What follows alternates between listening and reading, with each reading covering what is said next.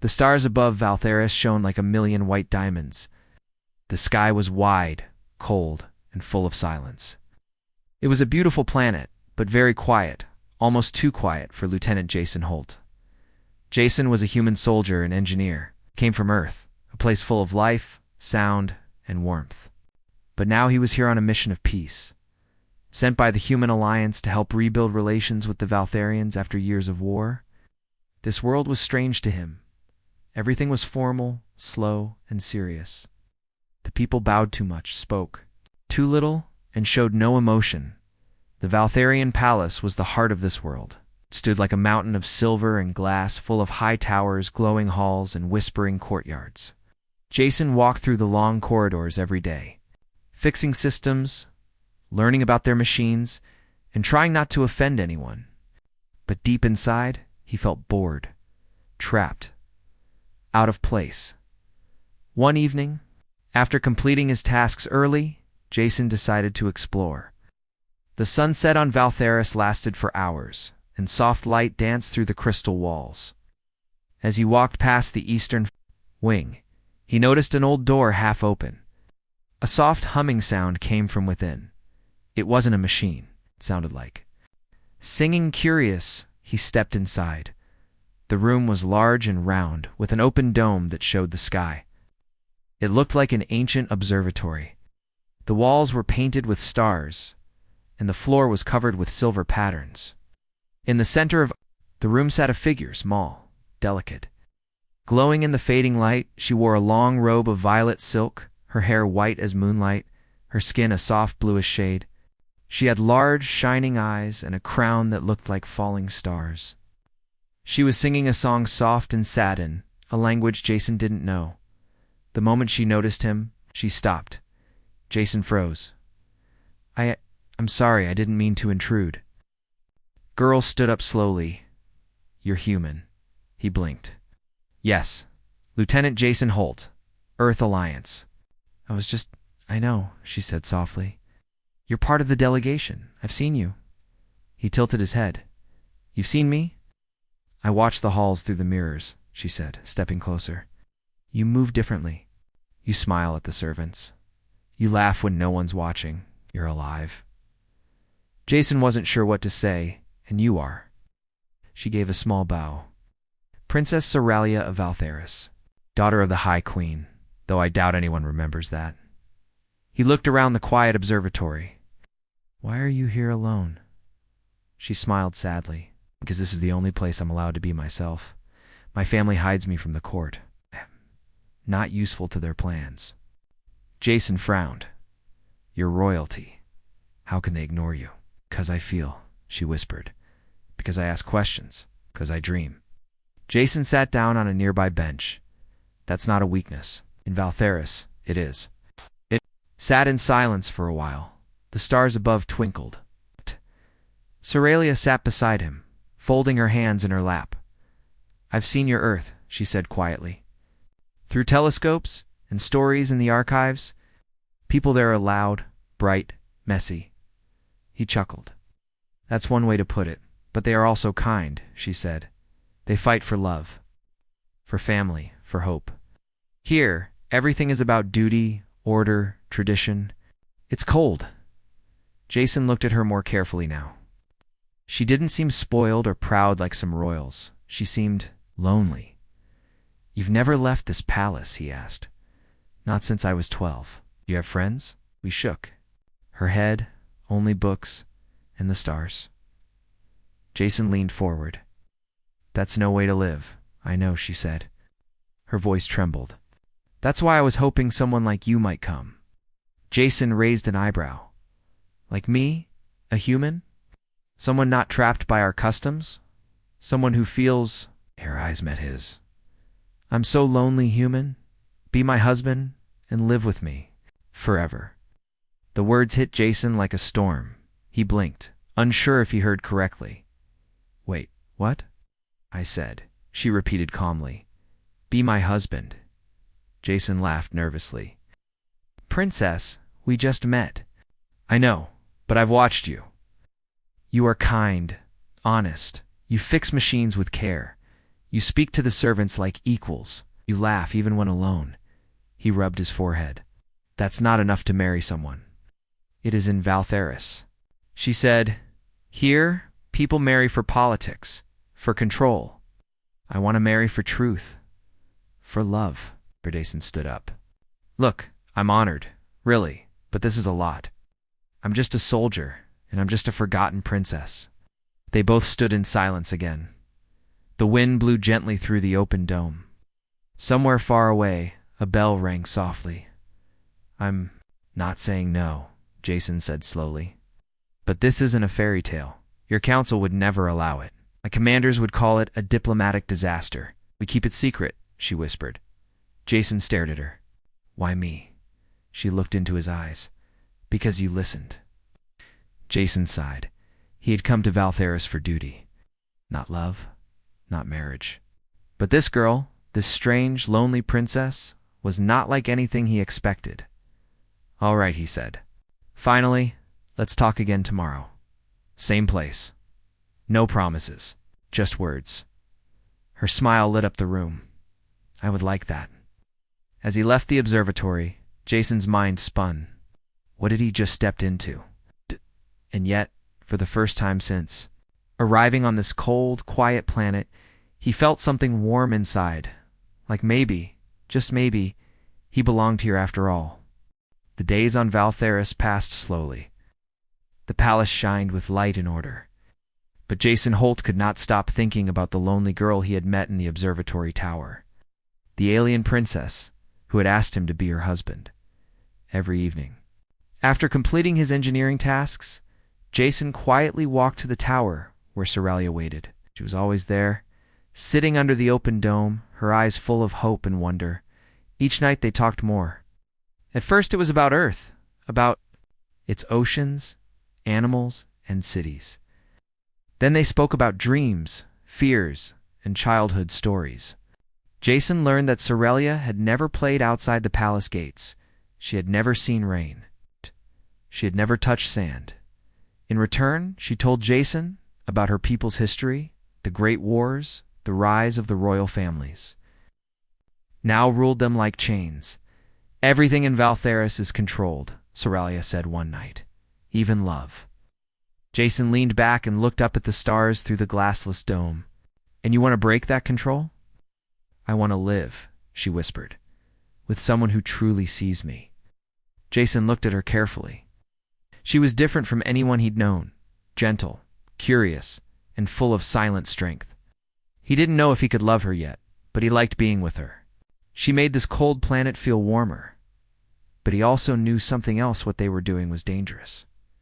One evening, as he left the tower quietly, he didn't notice the figure hiding in the shadows of the hall. It was High Advisor Velrek, the Queen's most trusted man. Velrek watched him with cold, angry eyes, then disappeared into the shadows. The next day, Jason was called into the council chamber. The walls were tall and white, lined with glowing blue crystals. 10 members of the royal court stood in silence, and at the center sat Velrek. Lieutenant Holt, Velrek said, his voice sharp. We understand you have been exploring restricted areas of the palace. Jason stood straight. I was unaware the observatory was restricted. Velrek narrowed his eyes. Were you also unaware that speaking to Princess Soralia without permission is a violation of royal law? Jason did not reply. She is royalty. You are a soldier. This friendship must stop. Jason looked up. She asked to speak with me. Velrek stepped down from his chair. Then she will be punished as well. Jason clenched his fists. She's done nothing wrong. You are a guest here, human. But guests can be sent away, or worse. Words were cold. Threat. Jason returned to his quarters, angry and confused. He wanted to protect Soralia, but what could he do? He was just one man on an alien world. That night, he didn't go to the tower. He stayed in his room, thinking. But just before midnight, a soft knock came at his door. He opened it hand. There she was. Soralia stood in a simple cloak. Her face pale, her eyes wide. They warned you, didn't they? She asked softly. Jason nodded. You could be punished. I don't care, she said. I care about truth. About you. He stepped aside and let her in. Sorelia, why me? Why not someone from your world? She looked at him deeply. Because they see me as a tool. You see me as a person. Jason sat down. What happens if they try to force you to marry someone else? They've tried, she said, many times. But I refused. You can't refuse forever. Then I'll run, she said. If they force me, I will leave this world. He stared at her. You're serious? I would rather be free with you than a prisoner with a crown. The next few weeks, their secret meetings continued. Jason knew he was risking everything, his mission, his position, maybe even his life. But he couldn't stay away. Every moment with Sorelia felt real, honest, and alive. One night, as they sat in the tower under the stars, she reached out and held his hand. I've never touched someone like this, she said. Jason looked at her. You're not afraid? I'm afraid of losing you. He squeezed her hand gently. She looked up. Do you think you could love me one day? Jason didn't answer right away. He looked at her strength, her gentleness, her quiet fire. I think I already do, she smiled. For the first time in years, she felt alive. But peace never lasts long on a world ruled by control. One afternoon, Jason was returning from the engineering wing when he was surrounded by palace guards. They grabbed him roughly and without explanation, dragged him into the lower dungeons. He was thrown into a metal cell and locked inside. Hours passed. Then Velrek arrived. You were warned, the advisor said coldly. But you chose to ignore. Us. Jason stood up, angry. You have no right to imprison me. You think your people will protect you? You think a simple engineer can break centuries of law? Jason didn't speak. Velrek leaned closer. The princess is being moved. She will no longer be allowed outside her royal wing. She will be watched day and night. Jason's heart dropped. You can't do that. I already have, Velrek said. He turned and left, the door slamming shut behind him. Jason sat alone. In the darkness, in the royal wing, Sorelia screamed when the guards locked her doors. Where's Jason? What have you done? Oh, no one answered. She tried to fight, but there were too many. She was trapped once again, this time without hope. She sat by her window and cried. She had found something real. In the dungeon, Jason sat in silence. But he didn't stay silent for long. When his fellow engineers came looking for him, they demanded answers. His disappearance caused tension among the human delegation. Earth's ambassador threatened to cancel all future cooperation if Jason was not released immediately. Fearing political disaster, the Queen ordered Jason's release, but with one condition. He was to leave Valtheris within 24 hours. Jason packed his bag. He felt heavy inside, like a fire had gone out. But before leaving, he took one final risk. He broke into the observatory one last time. He waited there, hoping she might come. And then she did. Sharelle appeared in a dark cloak, tears in her eyes. They're sending me away, Jason said softly. They said I can never see you again, she replied. They stood in silence. Then she stepped forward. I don't want to be a princess anymore. Shh, she whispered. I want to be yours. Jason pulled her close. Then I'll come back somehow, I promise. They'll stop you, I don't care. Their hands touched. Their eyes met. I'll wait for you, she said. Even if it takes 100 years. Then the alarms began to ring. Guards were coming. Jason kissed her forehead. Don't forget me. I couldn't if I tried.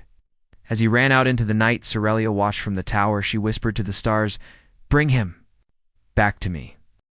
Jason Holt stood at the edge of the launch platform, staring up at the stars. His transport ship was ready. The engines hummed softly, waiting to take him away from Valtheris forever. But his heart wasn't ready to leave. He had spent weeks growing close to Princess Sorelia. They had shared quiet moments, deep conversations, and a bond that felt real. But now, because of the council's orders, he was being forced to leave her behind alone again, in her tower of silence. As he took one last look at the glowing palace in the distance, He whispered, "I'll come back for you." The ship lifted. Off, carrying him away from the cold planet that had strangely become the place he felt most alive. Back on Earth. News of Jason's sudden return spread quickly through military and political channels. Some officials were angry. Others were curious. But everything changed when a member of the Valtharian Court I, who supported peace, secretly leaked information about the princess and her growing connection with Jason. Within hours, Earth's media picked up the story. Alien. Princess chooses human over royal duty, love across stars. Should we let them be together? Princess locked in tower after loving a human? People across Earth started asking questions. Millions were moved by the story. A movement began online. People shared messages, videos, and music. They created the hashtag, #LetLoveDecideIt, spread across colonies, space stations, and even into other alien worlds connected to Earth. For the first time, people cared deeply about a royal alien girl they had never met. Jason, now back at the human military base, was called into a meeting with Admiral Rena, strong but fair leader. "Lieutenant Holt," she said, folding her arms, "you're causing quite a storm." Jason stood straight. "I didn't mean to. I just didn't want to leave her behind. You understand this could damage diplomatic ties. The Council of Valtheris is furious. Understand. But the people." She tapped her screen, showing the massive support online. "They see something noble in your story. Some even say you represent what it means to be human, choosing love over duty." Jason remained silent. The Admiral looked at him. "I'm not saying you should give up if you want to fight for her. You need to be smart and careful." Jason nodded slowly. "Then I want permission to speak publicly, to tell the truth." Meanwhile, on Valtheris, Princess Sorelia was a prisoner once more.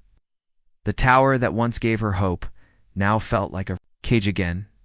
She wasn't allowed outside. Her mirror screens were removed. Her guards no longer looked her in the eye. She spent her days staring at the stars, remembering Jason's words, "I'll come back for you." Her heart told her he would, but her world told her it was impossible. Until one day, something changed. It started with whispers among the palace workers. Then small groups appeared near the outer city gates, holding glowing signs and banners. They carried messages written in human language. "Let her choose. Love is not a crime. We believe in Sorelia." Some of the younger Valtharians began protesting outside the palace walls. Music from Earth played in the background, songs about freedom and love. It was unheard of. The High Council was furious. They blamed Jason, Earth, and even Sorelia herself. Inside her tower, Sorelia was surprised when her old tutor, an elder named Morel, entered quietly one morning. "I shouldn't be here," Morel said, "but I must tell you. There, speaking your name." Sorelia blinked. "Who?" "The people, the young, the dreamers. They say you are the future." She sat up. "Why?" "Because you dared to feel." Sorelia's heart beat faster. For so long, she had been alone. Now others were rising. Because of one human soldier? And the truth of her heart? "I need to speak," she said. "To the people. To the galaxy." At the same time, Jason was invited to speak at a major diplomatic conference between Earth and several alien worlds. He stood on a large platform. Lights and cameras pointed at him. He wore a clean Earth uniform. But his voice was full of quiet emotion. "I met a girl on Valtheris," he began. "She wasn't a leader. She wasn't a soldier. She was just a soul waiting to be seen. We told the story of how they met, how they talked, how they dreamed. I didn't expect to care for her. I did. Now, she cared for me not because of rank or power, but because we were honest with each other." He paused. The room was silent. "Now, she's locked away, and I'm told to forget her. But I won't." People clapped. Some stood. Others wiped their eyes. Jason continued, "If love is wrong, then maybe your rules need to change." The speech was broadcast across many systems. Even Valtheris couldn't block it fast enough. That night, in her tower, Sorelia saw the broadcast. Through a hidden link someone had smuggled in, She pressed her hand to the screen as Jason's image faded.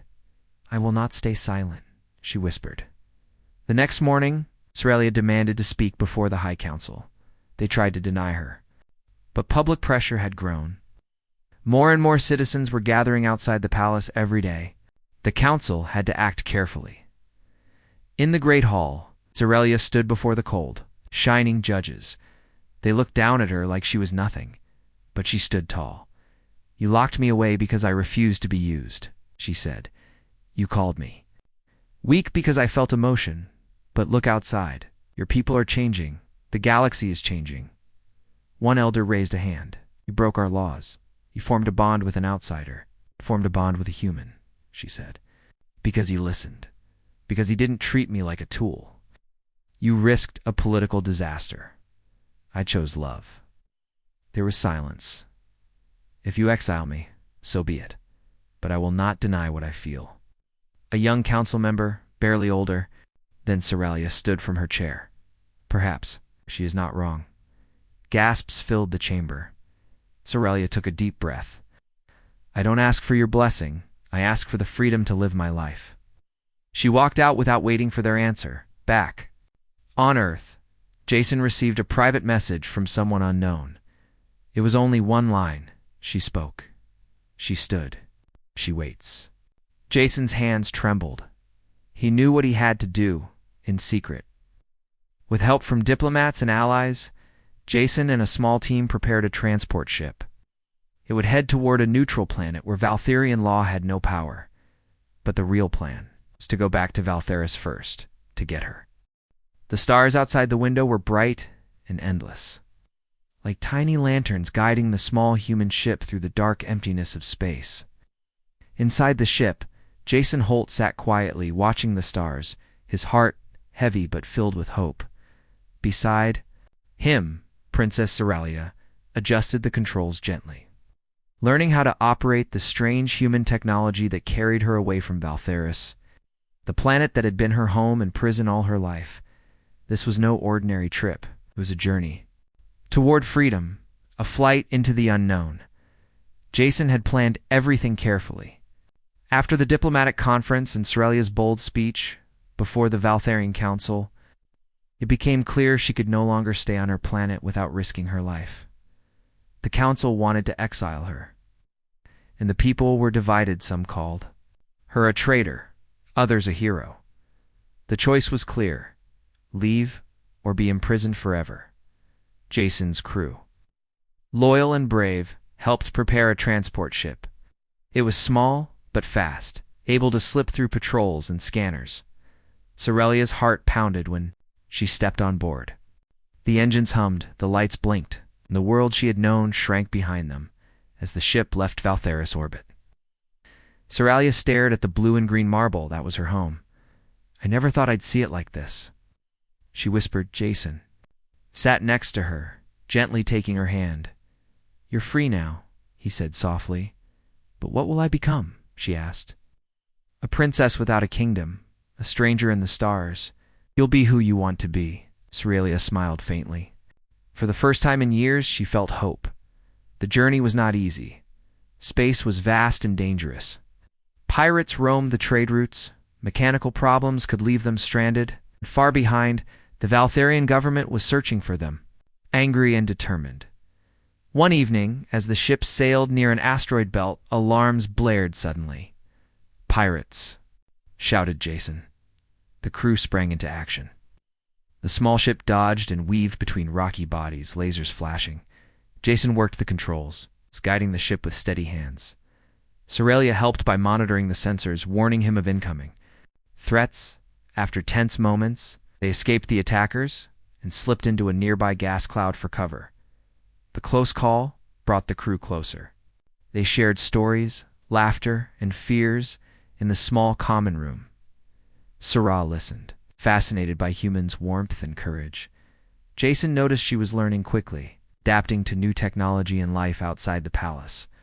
One day she asked him, "Do you think my people will ever accept me?" Jason shook his head slowly. "Not soon, but maybe one day." Aurelia sighed. "Then we build a new home, together." During the journey, Sorelia grew weaker. She caught a strange illness, probably from the stress and cold of space travel. Jason refused to leave her side. He stayed awake, holding her hand, talking softly and using every skill he had to help her recover. "I'm scared," she whispered one night. "Me too," Jason admitted. "But we'll face this together." Slowly, her strength returned. Her smile came back brighter than before. Finally, after many days in star systems, the ship arrived at a small human-alien colony called Haven-9. Haven-9 was a place where different species lived together freely, where love between aliens and humans was not just accepted, but celebrated. Soralia's eyes widened as they landed. "Is this home?" she asked. Jason smiled. "It can be." The colony welcomed them warmly. People of all shapes and colors greeted Sorelia with kindness. Children ran and laughed beneath glowing trees. Sir and Jason settled into a small home near the colony's center. For the first time, Sorelia felt peace. She explored markets, learned to cook earth food, and even danced under the twin moons. Jason introduced her to friends who taught her to laugh without fear. Together, they began building a life that was theirs alone. But even in this safe place, challenges remained. Valtharian diplomats arrived, demanding Sorelia return home or face consequences. Sorelia stood tall. "I will not return unless I am free to choose my own life," she declared. Jason stood beside her, holding her hand. The colony's leaders supported them, offering protection. As time passed, Jason and Sorelia's bond grew deeper. They married in a quiet ceremony under the light of twin moons, surrounded by friends and allies from many worlds. Sorelia wore a simple dress, and Jason a suit made by the colony's finest tailors. Their vows were spoken softly, but with strong hearts. "I promise to stand by you," Jason said, "and I promise to be yours." Sorelia replied. The story of the human and the alien princess spread across the galaxy, inspiring others to hope. They became symbols of love beyond boundaries, proof that even in cold, distant stars, warmth could be found. Years had passed since Jason Holt and Princess Sorelia escaped Altharis and found a new home on Haven 9. The colony had grown into a shining example of peace and unity. A place where humans and aliens lived together as one family. Jason and Sorelia's love was known across many star systems. Their story inspired countless people who longed for freedom and acceptance. Surla stood on the balcony of their home, looking up at the twin moons hanging bright in the night sky. The stars were familiar now, but her heart still beat fast whenever she saw them. Jason came up behind her, wrapping his arms around her waist. "You look peaceful," he said softly. "I am," she replied. "But sometimes I wonder about Valtharis, about my people." Jason nodded. "They still struggle with change. But your story gave them hope." Sorelia smiled. "I hope one day I can go back. Not as a prisoner, but as a bridge between worlds." Their wish came sooner than expected. A message arrived from Valtharis, an invitation for Sorelia to return, not as a captive, but as an ambassador for peace. The council had changed. The younger generation, inspired by Sorelia's courage and the movement she had started, wanted to build a new future. Jason and Sorelia discussed the offer carefully. "It will not be easy," Jason said. "You will face many who oppose you." "Ready," Sorelia replied. "For the first time, I feel strong." Their journey back to Valtharis was full of hope and uncertainty. When they landed, the palace looked different. The air buzzed with excitement and tension. Sorel was welcomed by many who remembered her story, young leaders, scholars, and common people who wanted peace, but there were still those who wanted to keep the old ways. In the Great Hall, Sorelia stood before the council once again. This time, she was no longer a prisoner, but a voice for change. "I return not to claim a throne," she said, "but to unite our worlds through trust and understanding." She spoke about love, freedom, and the power of choosing one's own path. Her words touched many hearts. Jason stood quietly behind her, proud and strong. After the meeting, Sorelia and Jason walked through the palace gardens. The stars chose us, Soralia said, to show the galaxy that love is more powerful than fear. Jason smiled. Together we can make a difference. Back at Haven 9, their children played beneath the twin moons. The next generation of humans and aliens grew up knowing a story of hope and courage. Jason and Soralia knew that their journey was far from over, but they were ready to face the future side by side forever.